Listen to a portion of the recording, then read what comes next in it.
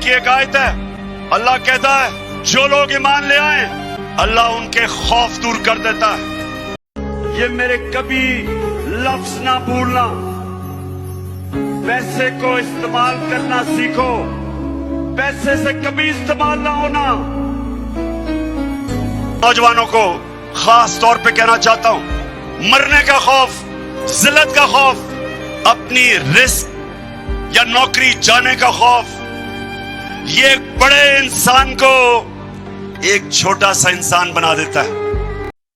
होनी थी इंसाफ की जीत, हो गई इंसाफ की जीत, होनी थी इंसाफ की जीत, हो गई इंसाफ की जीत, होनी थी इंसाफ की जीत।